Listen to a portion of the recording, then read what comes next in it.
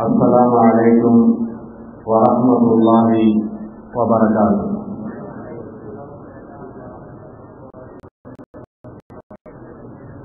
الحمد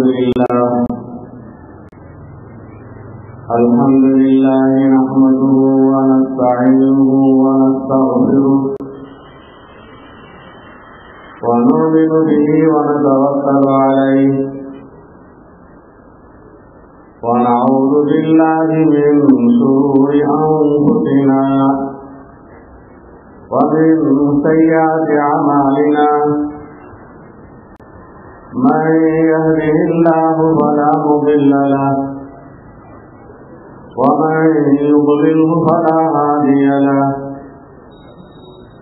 أشهد أن لا إله إلا الله وحده لا شريك له وأشهد أن محمدا عبده ورسوله. اللهم صل على محمد وعلى آل محمد كما صليت على إبراهيم وعلى آل إبراهيم إنك حميد مجيد. اللهم بارك على محمد وعلى آل محمد كما باركت على إبراهيم وعلى آل إبراهيم إنك حميد مجيد. أما بعد فأعوذ بالله من الشيطان الرجيم. يا أيها الذين آمنوا اذكروا الله ذكرا كثيرا وسبحوه بكرة وأصيلا. وقال تعالى فاذكروا الله قياما وقعودا وعلى جنوبكم. وقال تعالى لا يذكرون الله إلا قليلا. وقال تعالى واذكر اسم ربك وتبتل إليه تبتيلا. صدق الله مولانا العظيم.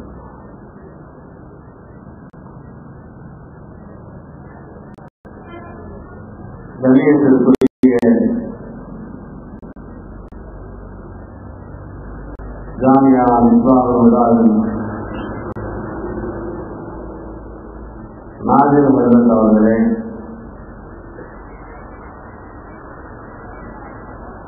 மிஸ்பாஹ் ஹுதாவின்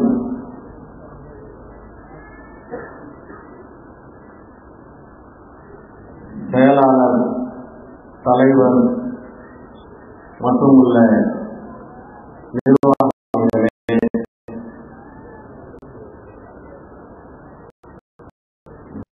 ஜாமியாவுடைய பேராசிரியர் பெருந்தகைகளே,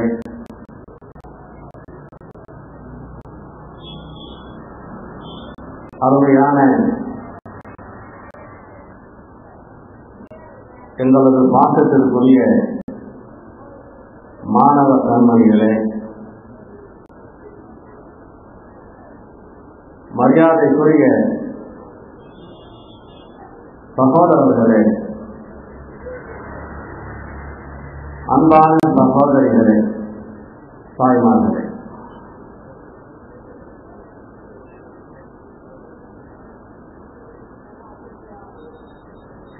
இந்த மஜ்லிஸ்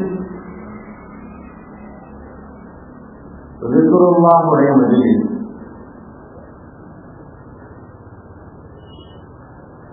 அல்லாஹ்வை ذிக்ர் செய்கின்ற மஜ்லிஸ். அல்லாஹ்வை ذிக்ர் செய்வதற்காக நாமெல்லாம் ஒன்று கூடியிருக்கின்ற மஜ்லிஸ்.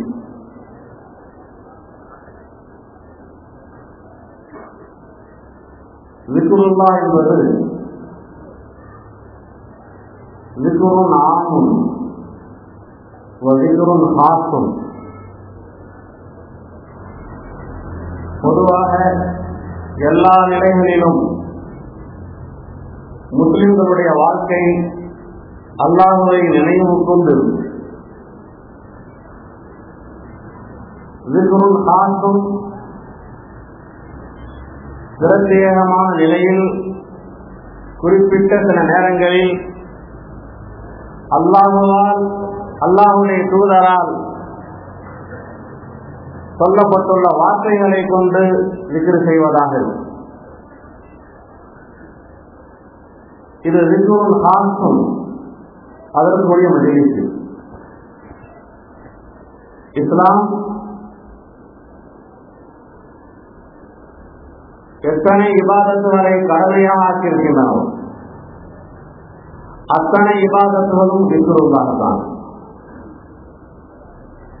இபாதத்துகளுடைய ரூம் ذிக்ருல்லாஹில் தான் இருக்கிறது.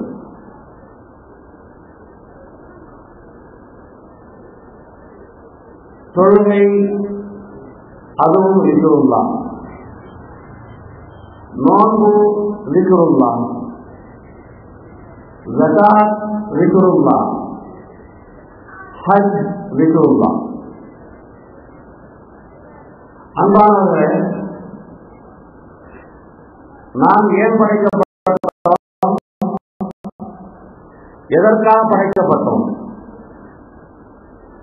அல்லாஹ்வுடைய நோக்கம் என்ன? நம்மிடத்திலே கேட்கிறான் அல்லாஹ், அஃபஹஸிபுதும் அன்னமா ஹலக்னாகும் அபஸா வ அன்னகும் இலைனா லா துர்ஜஊன்.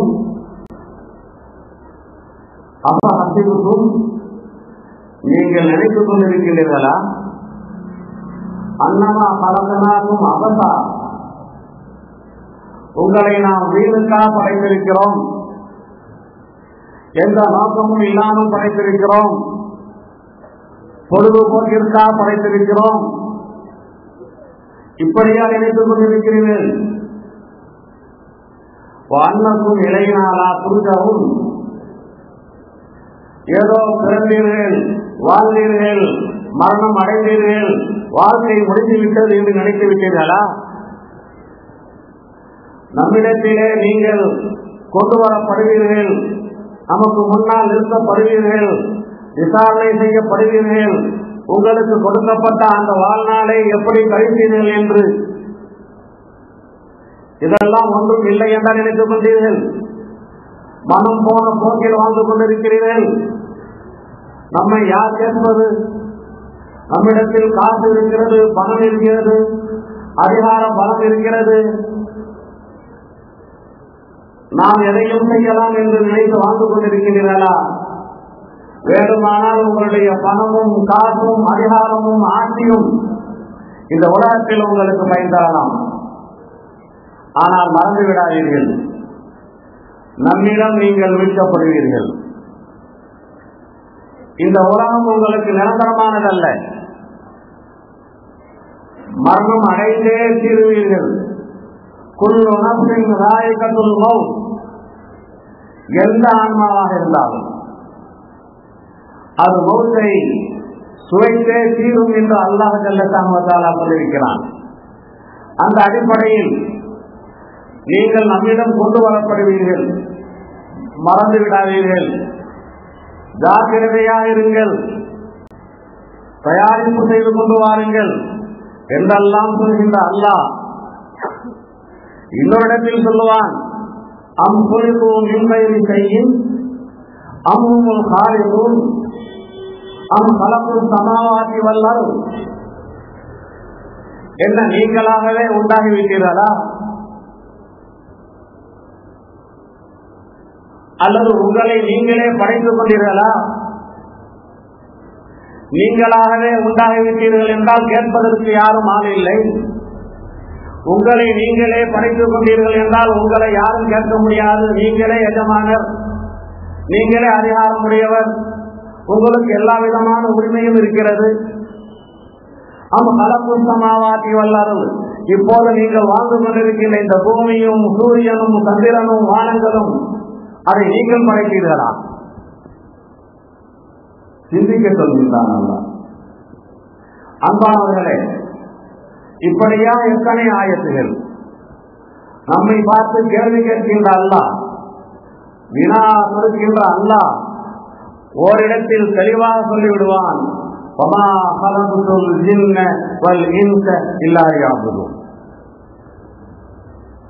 மனிதர்களாக உங்களை, உங்களுக்கு முன்பு வாழ்ந்த, உங்களுக்கு முன்பே நான் படைத்த அந்த ஜின்களை எதற்காக படைத்தேன் தெரியுமா? விவாதம் செய்வதற்காக படைத்தேன்,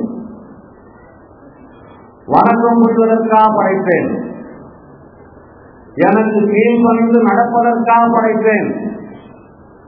ஒரு விதமான சுதந்திரத்தை கொடுத்து, ஒரு விதமான சக்தியை கொடுத்து, எனக்கு மாறு செய்யவும் உங்களால் முடியும், உங்கள் இஷ்டத்திற்கும் நீங்கள் வாழ முடியும், இந்த ஆற்றலை கொடுத்து என்னுடைய தூதர்களை அனுப்பி மறுவாழ்வை பற்றி உங்களுக்கு சொல்லி நீங்கள் எப்படி வாழ வேண்டும் என்ற சட்டத்திட்டங்களை எல்லாம் கொடுத்து அனுப்பி என்னை நான் ராயிபாக வைத்து உங்களுக்கு முன்னால் என்னை காண்பிக்காமல் நான் இருக்கிறேன் என்பதற்கு ஆதாரமாக வானங்களை, பூமியை, கடலை, மலைகளை, மரங்களை, சூரியனை, சந்திரனை படைத்து இவைகளையெல்லாம் பாருங்கள், இவைகளுடைய ஒழுங்குமுறையை பாருங்கள், அதனுடைய ஓட்டத்தை பாருங்கள்.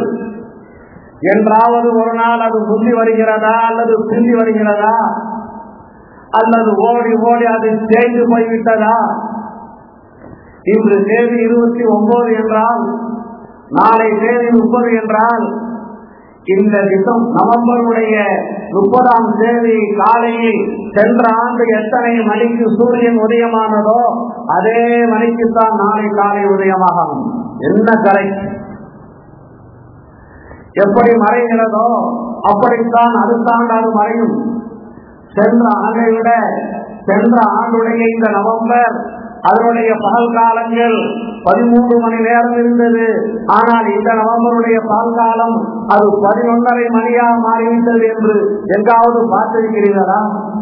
இந்த பிரமாண்டமான பிரபஞ்சத்தை படைத்து அதனுடைய அந்த ஒழுங்குமுறையெல்லாம் பார்த்து இவைகளெல்லாம் தானாக இயங்கக்கூடியது அல்ல, அதற்கு எந்த விதமான சக்தியும் இல்லை, ஆனால் அதை நான் தான் படைத்திருக்கிறேன் என்று உங்களுக்கு சொல்லவில்லையா? ஆனால் அந்த சூரியன் எனக்கு மாறு செய்யாது, அந்த சந்திரன் எனக்கு மாறு செய்யாது, நான் படைத்த வானவர்கள் எனக்கு மாறு செய்ய மாட்டார்கள். ஏன்? ஒரே ரூட், அவர்களுக்கு ரைட் ரூட். இதை தவிர வேற ஒரு ரூட்டை நான் அவர்களுக்கு கொடுக்கவில்லை. ஆனால் மனிதர்களாக உங்களுக்கு 2 பாதையை உங்களுடைய இதயத்திலே எப்படி எனக்கு மாறு செய்ய வேண்டும், நான் உங்களுக்கு சைத்தானை அதுவும் முதியனாக சொல்லியிருக்கிறேனே, அந்த சைத்தானுக்கு எப்படி நீங்கள் கீழ்ப்பணிய வேண்டும் போன்ற ஆசைகளை, ஆர்வங்களை, இசைகளையும் நான் தான் போடுகிறேன். அதே நப்சில், அதே கல்வியில் என்னுடைய அச்சத்தை போடுகிறேன், என்னுடைய பயத்தை போடுகிறேன். நான் நாளைக்கு அல்லாஹ்வுடைய தர்பாரில் இருக்க வேண்டும், பதில் சொல்ல வேண்டும். அல்லாஹ் என்னை பார்த்து கொண்டிருக்கிறான், அல்லாஹ் நான் பேசுவதை கேட்டுக் கொண்டிருக்கிறான், அல்லாஹ்வுக்கு தெரியாமல் நான் எதையும் செய்ய முடியாது என்ற அந்த நிலையை போடுபவனும் நான் தான். எனவே உங்களுக்கு தப்பு செய்வதற்கும் நாம் வழியை கொடுத்திருக்கிறோம், சரியானதை செய்வதற்கும் வழியை கொடுத்திருக்கிறோம், சோதித்து பார்க்கிறோம். இது சோதனை உலகம். ஆனால் என்னுடைய படைப்புகள் சூரியன், சந்திரன், கடல் அவைகளெல்லாம் என்னுடைய கட்டுப்பாட்டிற்கு கீழ் உள்ளது. இப்படியெல்லாம் அல்லாஹ் சொல்லிவிட்டு படைத்த நோக்கம் என்ன தெரியுமா? எனக்கு நீங்கள் கீழ்ப்பணிய வேண்டும் என்பதற்காக. வானவர்கள் தொழுகின்றார்கள், வானவர்கள் தஸ்பீஹ் செய்கிறார்கள், வானவர்கள் குர்ஆன் ஓதுகிறார்கள், வானவர்கள் ருக்கூஇல் இருக்கிறார்கள், வானவர்கள் சஜிதாவில் இருக்கிறார்கள். லா யஸூனல்லாஹ் மா அமரஹும் வ யஃஅலூன மா யுமரூன். ஆனால் அவர்களை விட நீங்கள் சிறந்தவர்கள் நல்ல மனிதர்களாக இருந்தார். அவர்களை விட நீங்கள் உயர்ந்தவர்கள் சிறந்த மனிதர்களாக இருந்தார். காரணம், அவர்களுக்கு இரண்டாவது ஒரு வழியில் நடக்க தெரியாது. அதன் காரணமாக முறையாக நடந்து செல்கிறார்கள். உங்களுக்கு இரண்டாவது ஒரு வழியில் நடக்க தெரியும், இருந்தும் கூட என்னுடைய அச்சத்தின் காரணமாக நீங்கள் ராங் ரூட்டில் செல்லாமல் ரைட் ரூட்டில் நடக்கின்றீர்களே, அதற்காகத்தான் உங்களுக்கு சொற்பதம். வானவர்களுக்கு சொற்பதம் இல்லை அன்பானவர்களே. வானவர்கள் சொற்பதத்திற்கு நம்முடைய ஹாஜிக்களாக வருவார்கள், நம்மை உபசரிப்பதற்காக வருவார்கள். காரணம், அவர்கள் அதற்காக இபாதத் செய்வதற்காக படைக்கப்பட்டிருக்கிறார்கள், கிதுமத் செய்வதற்காக படைக்கப்பட்டிருக்கிறார்கள். நாம் இபாதத் செய்வதற்காக படைக்கப்பட்டிருக்கிறோம். இபாதத் செய்யாமல் இருப்பதற்கு உண்டான சக்தி கொடுக்கப்படும். இதுதான் நோக்கம். இந்த நோக்கத்தை நிறைவேற்றுவோர் எத்தனை பேர்? அல்லாஹ்வுக்கு கீழ்ப்பணிந்து நடப்பவர்கள் எத்தனை பேர்? அல்லாஹ்வை ஏற்றுக்கொண்டவர்கள் எத்தனை பேர்? அல்லாஹ்வை மறுப்பவர்கள் எத்தனை பேர்? கடவுள் ஒருவன் இருக்கிறான் என்று சொல்லிவிட்டு துணை கடவுள்களை ஆற்றிக் கொண்டவர்கள் எத்தனை பேர்? இந்த உலகிலே நல்ல மனிதர்கள் அதிகமா, கெட்ட மனிதர்கள் அதிகமா? முஸ்லிம்கள் அதிகமா, முஸ்லிம் அல்லாதவர்கள் அதிகமா? முஸ்லிம்களில் சொன்னதின் பிரகாரம், உறுதிமொழி எடுத்துக்கொண்டதின் பிரகாரம் அல்லாஹ்வுக்கு 100% கீழ் பணிந்தவர்கள் அதிகமா, கீழ் பணியாதவர்கள் அதிகமா? சிந்தித்து பாருங்கள். நல்லவர்கள் குறைவானவர்கள், சொல்பவர்கள் குறைந்த எண்ணிக்கையில் இருக்கிறார்கள், நியாயவான்கள் குறைந்த எண்ணிக்கையில் இருக்கிறார்கள். உலகத்தில் பெரும்பாலானவர்கள் தப்பிலும் தவறிலும் அநியாயத்திலும் அராஜகத்திலும் சிறுக்கிலும் பிதஅத்திலும் குஃப்ரிலும் இருக்கிறார்கள். ஆனால் அல்லாஹ் இவர்களை எல்லாம் மன்னித்து அவனுக்கு கீழ்ப்பணிந்தவர்களுக்கு கொடுப்பதை போன்று அதைவிட கூடுதலாக கொடுத்துக் கொண்டிருக்கிறான். காரணம், இந்த உலகம் தண்டனையுடைய உலகம் அல்ல, இந்த உலகம் ஜஸாவுடைய உலகம் அல்ல. அதற்காக மறு உலகத்தை வைத்திருக்கிறான். இது சோதனை உலகம். சோதனை உலகம் மதரசாவுடைய மாணவர்களாக இருக்கட்டும், பள்ளிக்கூடத்துடைய மாணவர்களாக இருக்கட்டும், அவர்களுடைய சோதனை கூடத்திலே பரீட்சைகளிலே அவர்களுக்கு எல்லா விதமான வசதிகளும் செய்து கொடுக்கப்படும். டெஸ்க் இருந்தால் எல்லோருக்கும் டெஸ்க், நாற்காலி இருந்தால் எல்லோருக்கும் நாற்காலி, மின்விசிறியுடைய வசதி இருந்தால் எல்லோருக்கும் மின்விசிறி. ஆனால் அங்கே பரிசு எழுதக்கூடிய அந்த நபர்கள் அனைத்து நபர்களும் பாஸ் ஆக மாட்டார்கள். சில பேர்கள் அவர்கள் விழுந்து விடுவார்கள், சில பேர்கள் 100 மார்க் வாங்குவார்கள், சில பேர்கள் 50 மார்க் வாங்குவார்கள். ஆனால் பரிசு எழுதுகின்ற அந்த ஹாலில் அவர்களுக்கு சமம். எப்போது பரீட்சை எழுதி ரிசல்ட் வருகிறதோ அப்போதுதான் அவர்களுக்கு பரிசுகள் கொடுக்கப்படும், அவர்களுக்கு பாராட்டுகள் தெரிவிக்கப்படும், அவர்களுக்கு தண்டனைகள் கொடுக்கப்படும். அந்த அடிப்படையில் இது சோதனை உலகம் என்பதன் காரணமாக நாம் தண்டிக்கப்படாமல் இருக்கிறோம் அன்பானவர்களே. ஆனால் தண்டிக்கப்படாமல் இருப்பதை சில பேர்கள் தவறாக புரிந்து கொண்டு அநியாயம் அதிகமாக செய்கிறார்கள், அராஜகம் அதிகமாக செய்கிறார்கள், ஏமாற்றுகிறார்கள், மக்களை பொய் சொல்லுகிறார்கள். எப்படியாவது காசு வேண்டும், பணம் வேண்டும், அது ஹலாலோ ஹராமோ. காரணம் என்ன?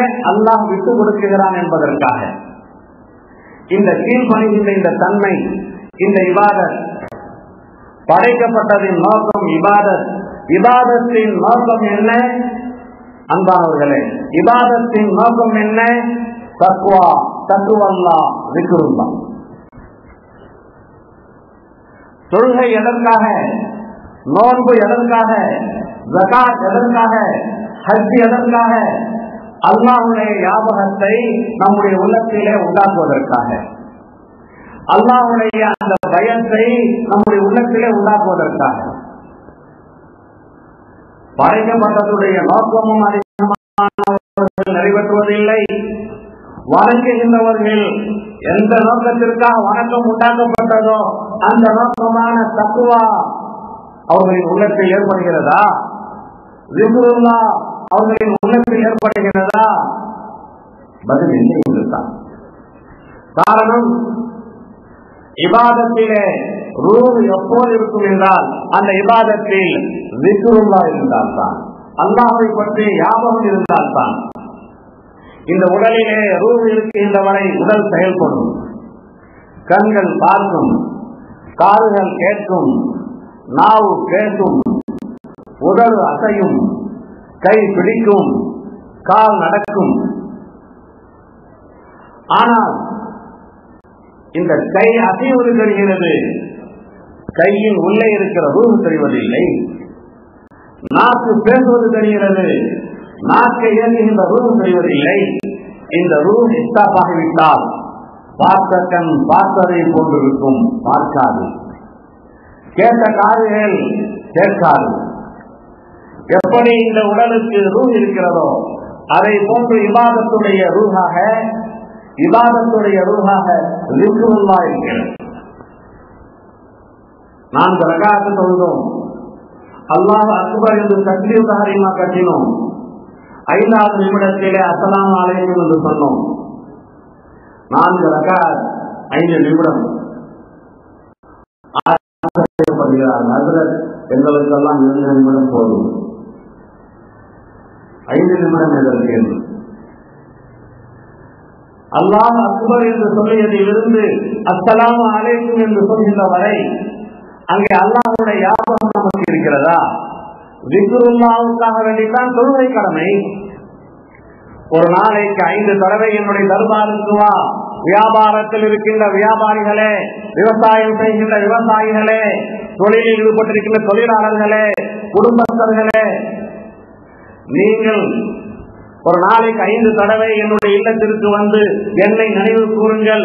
என்னை நினைவு கூறுவதன் காரணமாக அந்த இடைப்பட்ட நேரங்களில் என்னுடைய ஞாபகம் வந்து நீங்கள் தப்பு செய்யாமல் இருக்கலாம், பாவங்கள் செய்யாமல் இருக்கலாம், அநியாயங்கள் செய்யாமல் இருக்கலாம் என்று அல்லாஹ் கடமையாக்கியிருக்கின்ற அந்த 5 நேர தொழுகையில் ஒரு நேர தொழுகை பரவ 4 ரக்காத்தை தொழுவதற்கு 5 நிமிடம். இந்த 5 நிமிடத்தில் அல்லாஹ் அக்பர் என்பதிலிருந்து அஸ்ஸலாமு அலைக்கும் வரை அல்லாஹ்வுடைய ஞாபகம் இருக்கிறதா? தக்பீர் கட்டிய பின்பு நாவு ஓடுகிறது, சுப்ஹானக அல்லாஹும்ம வ பிஹம்திக, அஊது பில்லாஹி மினஷ் ஷைத்தானிர் ரஜீம், பிஸ்மில்லாஹிர் ரஹ்மானிர் ரஹீம், அல்ஹம்துலில்லாஹி ரப்பில் ஆலமீன். ருக்குவுக்கு செல்கிறோம், சுப்ஹான ரப்பியல் அஸீம். எல்லாம் ஆட்டோமேட்டிக் மிஷினாக இருக்கிறது. நின்றவுடனே கை தூக்குகிறோம், காதுக்கு செல்கிறது. உடனே கட்டுகின்றோம், ஆட்டோமேட்டிக். கட்டி முடித்தவுடன் சனா வருகிறது, சனாவை முடித்தவுடன் அவுதுபில்லா வருகிறது. ஆனால் நம்முடைய உள்ளம் நம்முடைய வியாபாரத்தை பற்றி, நம்முடைய உள்ளம் நம்முடைய கூட்டாளிகளை பற்றி, நம்முடைய உள்ளம் நம்முடைய மற்ற விஷயங்களை பற்றி இடையில் ஏதேனும் ஒரு அரை நிமிடம் 4 நிமிடம் அல்லாஹ்வுடைய ஞாபகம் வந்தால் அதே பெரியது. ஆகவே திக்ருல்லா இல்லாத அந்த தொழுகை உயிர் இல்லாத உடலுக்கு சமம்.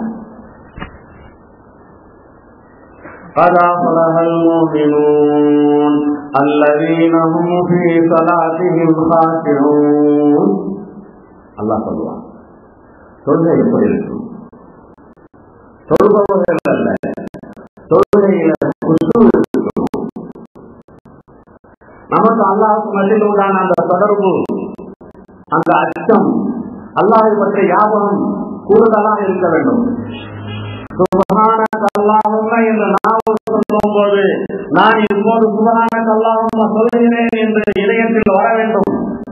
வபிஹம்திக என்று சொல்லும் போது நான் இப்போது வபிஹம்திக சொல்கிறேன் என்று நினைவில் வர வேண்டும்.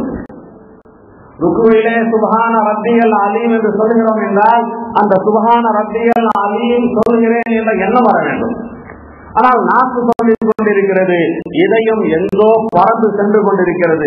சில நேரங்களில் நம்முடைய இதயம் அரபு நாட்டில் பறக்கும், நாம் இங்கே நீலூரில் இருப்போம். இதன் காரணமாக இந்த தொழுகை என்ன செய்யும் என்று அல்லாஹ் சொன்னான், இன்னஸ் ஸலாத தன்ஹா அனில் ஃபாஹ்ஷாஇ வல் முன்கர். அல்லாஹ் சொல்கிறான், தொழுகை மானக்கேடான விஷயங்களை தடுக்கும் என்று சொல்லியிருக்கிறான். மார்க்கம் இவைகளை எல்லாம் தடுத்திருக்கிறதோ அதிலிருந்து தடுக்கும் என்று சொல்லியிருக்கிறான். நம்முடைய தொழுகை மானக்கேடான விஷயங்களை தடுக்கிறதா? ஏன் தடுக்கவில்லை? ஹராமில் இருந்து தடுக்கிறதா? ஏன் தடுக்கவில்லை? இந்த தொழுகை அது தோற்றத்தில் தொழுகையாக இருக்கிறதே தவிர அந்த தொழுகையில் ஸிக்ருல்லாஹ் இல்லை, அல்லாஹ்வுடைய ஞாபகம் இல்லை. எனவே அந்த தொழுகையினுடைய வேலையை செய்வதில்லை. இப்படித்தான் நம்முடைய இபாதத்துகள் அத்தனையும் இருந்து கொண்டிருக்கிறது. அன்பானவர்களே, எந்த இபாதத்தாக இருந்தாலும் சரி, நோன்பு அல்லாஹ்வை நினைவு கூறுவதற்காக அல்லாஹ்வுடைய கட்டளைக்கு கீழ்ப்படைந்து நோன்பு வைத்துக் கொண்டு தொலைக்காட்சி பெட்டியை திறந்து வைத்துக் கொண்டு அங்கே மணிக்கணக்கில் அந்த பகல் காலங்களில் கூட ஆபாசமான காட்சிகளை பார்த்து கொண்டிருக்கிறார்கள் என்றால் பெரும்பாலான பெண்கள், ஏனென்றால் ஆண்கள் அவர்கள் சம்பாதிப்பதற்காக சென்று விடுகிறார்கள். ஏதோ சம்பாதிப்பு என்ற முறையில் பாதுகாப்பு பெற்றாலும் கூட வீட்டில் வெறுமனே இருக்கும் பெண்கள் அவர்களின் நிலை என்ன? அவர்களை தொலைக்காட்சி பெட்டியில் முன்னால் உட்கார்ந்து கொண்டு நோன்பு வைத்துக் கொண்டு பார்க்கக்கூடாத ஹராமான ஆபாசமான காட்சிகளை பார்த்துக் கொண்டிருக்கிறார்கள் என்றால் அந்த ஒரு மாதம் நோன்பு இந்த 11 மாதத்திற்கு அது பாதுகாப்பை தருமா? கேடயம் என்று சொன்னார்களே,